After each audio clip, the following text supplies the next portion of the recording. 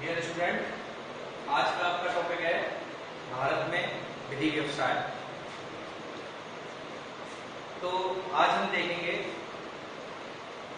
कि अधिवक्ता के रूप में भारत में विधि व्यवसाय के रूप में अधिवक्ता का महत्व किन किन क्षेत्रों में है और कहां कहां अधिवक्ता की जरूरत पड़ती है। तो जैसा कि आप सबने अपनी पिछली क्लासों में पढ़ा होगा कि भारतीय संविधान की प्रस्तावना में दिखाई देता है कि हम भारत के लोग भारत को एक संपूर्ण रूप संपन्न समाजवादी गणतंत्रात्मक गणराज्य बनाने के लिए और उसके समस्त नागरिकों को सामाजिक, आर्थिक और राजनीतिक न्याय, विचार, अभिव्यक्ति, विश्वास, धर्म और उपासना की स्वतंत्रता, प्रतिष्ठा और अवसर की समता मिले। तो यानी भारतीय संविधान के लक्ष्यों को प्राप्त करने के लिए अधिवक्ता की जरूरत उस समय पड़ती है जब भारत के किसी भी नागरिक को सामाजिक हो, चाहे आर्थिक हो, चाहे राजनीतिक न्याय की प्राप्ति नहीं हो रही हो, तो वहां अधिवक्ता आगे आकर उसको उसके राजनीतिक, सामाजिक, आर्थिक न्याय दिलाने के लिए और ऐसे ही विचार, अभिव्यक्ति, विश्वास, धर्म और उपासना की स्वतंत्रता, प्रतिष्ठा और अवसर की समता दिलाने के लिए भी आगे आकर कार्रवाई करते हुए अपना संवैधानिक दायित्व निभाते हैं। इन उपबंधों को जो भी संविधान में वर्णित हैं लागू कराने का दायित्व अधिवक्ताओं का है। जैसे अगर आपकी किसी सरकारी डिपार्टमेंट में, सरकारी विभागों में कोई भर्ती निकलती है और वहां रिजर्वेशन रूल्स को फॉलो नहीं किया जाता है या फिर किसी वर्ग को या किसी कोटे को उसकी तय समय सीमा से ज्यादा रिजर्वेशन दे दिया जाता है, तो ऐसी दशा में, क्योंकि अवसर की समता सबको मिलनी चाहिए, ऐसी दशा में कि जो अन्याय हुआ है उसको एक अधिवक्ता इस ग्राउंड पर चैलेंज दे सकता है कि उसके मुवक्किल को उसके अवसर की समता से वंचित किया गया है। दूसरा है विधि व्यवसाय से परामर्श का अधिकार। आपने एक कॉन्स्टिट्यूशन क्लास में पढ़ा होगा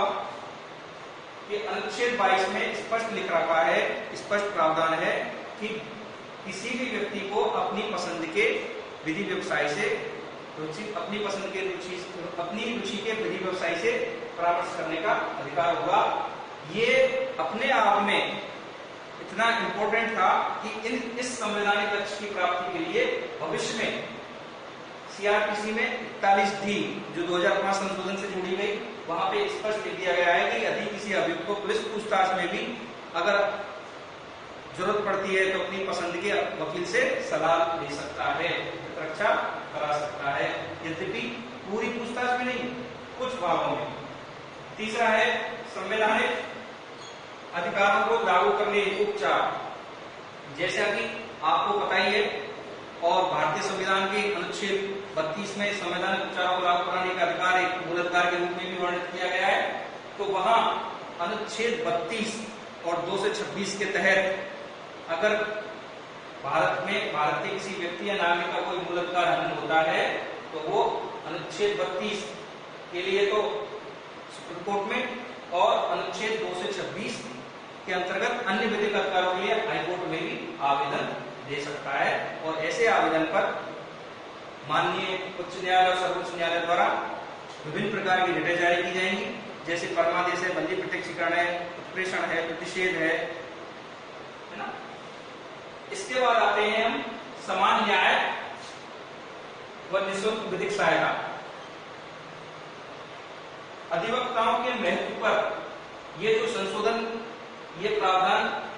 मूल शुरू में नहीं था, लेकिन 42वें संविधान संशोधन 1976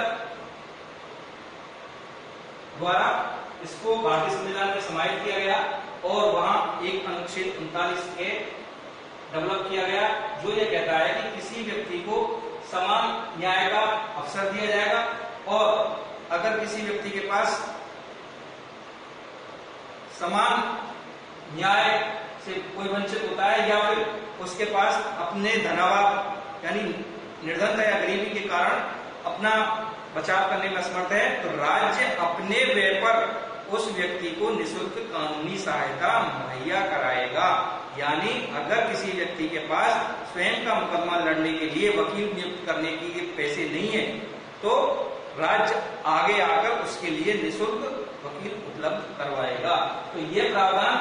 भारतीय संविधान के अनुच्छेद 39A में जोड़ा गया। इसके साथ ही यही समान प्रावधान इस संवैधानिक लक्ष्य की प्राप्ति के लिए सीआरपीसी में दंड प्रक्रिया संहिता में सेक्शन 3 से 4 सीआरपीसी और आदेश 33 के स्पष्टीकरण फर्स्ट में निर्धन व्यक्ति को डिफाइन करते हुए आदेश 33 सीपीसी में भी वर्णित किया गया है। इसके साथ ही आप ये सब देखोगे, इनके अलावा जितने भी संवैधानिक पद हैं, न्यायिक पद हैं, उन सब में भी मिनिमम अधिवक्ता की नियुक्ति कम से कम है। जैसे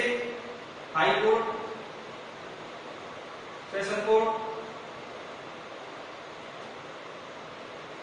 डीजे, एडीजे, सीजे,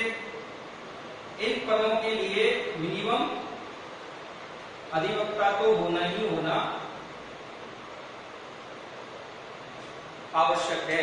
अब कल के टॉपिक में मैं वो पद बताऊंगा जिनके लिए कम से कम विधि स्नातक होना आवश्यक है। धन्यवाद।